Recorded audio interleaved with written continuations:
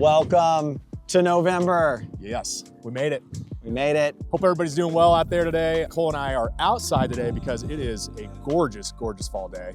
There's snow on the mountains. I'm not sure if you can see them, but our office is right there. We decided to come outside. We are on the field where we play on Sundays. Coach and I are, sorry, I called you coach. Cole and I are both coaches. We're not players, but our teams, we got the 5-0 Bengals. And by the time this is out there in the world, we're going to be 7-0 Bengals. So shout out to you guys, 6th grade flag football team. Love you. You're doing great. Let's go. We're 3-1-1. Who's counting? Eagles. You got a tie in there. We got a tie in there. 1st, 2nd grade Eagles. Highland Elementary. We're absolutely crushing, so good work out there. Yeah, nice job. It's been fun. Yeah, so anyways, a couple more weeks of that, but we're not here to talk about football, as fun as that is. We're talking real estate today. And as you can see, Cole's wearing this beautiful trucker hat that he actually designed. This guy's a man of many talents. Let me try. What are we doing with this hat today? If you love Varsity Real Estate as much as we do, and you want to rep Varsity out in our community, and at no cost, get this hat and swag in your hands, just send us a direct message. We're going to be sending out hats to anybody that wants one of them. So please let us know.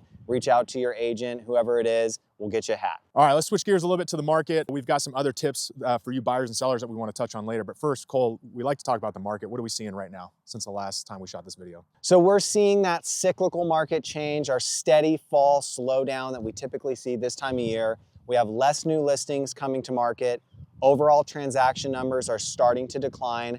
Interestingly enough, our average days on market climbed considerably last month. What I do like about that though is that lingering inventory that's been on the market for 60, 90, 120 days, those homes are actually selling, which is increasing the average days on market. Other than that, we're starting to have lots of conversations with sellers who are considering listing in the spring when we think the market is going to rebound and re-strengthen. Have a lot of opportunistic buyers right now as we come into the heart of the winter market. There are opportunities out there for you buyers.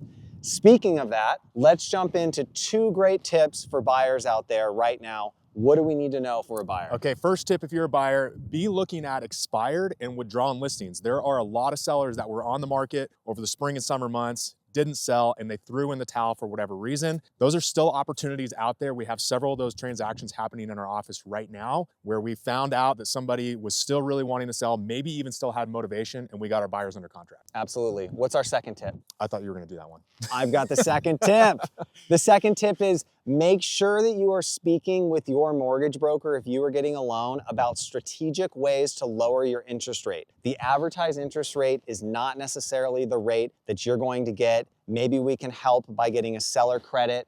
There's 2-1 buy downs to make sure that the first 2 years of the life of your loan are at a reduced rate. There are options. Make sure to be thinking creatively. If you're not working with a mortgage broker who is creative in the way that they're thinking about structuring your loan, move off of them and look for someone new. Okay, for you sellers, we also have 2 tips for you. And the first one I'll cover is if you're a seller, be looking at your pricing strategy. This might seem like a no-brainer, but a lot of people just wait and wait and wait for that right buyer to come along. If they're not biting, there's probably a reason, and oftentimes it boils down to pricing. Not always. Sometimes it's marketing, sometimes it's presentation, but buyers are very, very smart out there and savvy on the pricing, so you have to be priced accurately to get them to come offer. Second tip, reshape your mindset. Think about how can we incentivize buyers? We can get creative on this. We can offer credits towards the buyer's closing costs. We can offer to pay for a year's worth of HOA dues if you live in a community with HOAs. You could look at offering different services for the next year, whether it's a home warranty, landscaping payment, window washing. Think outside the box on how we can incentivize a buyer to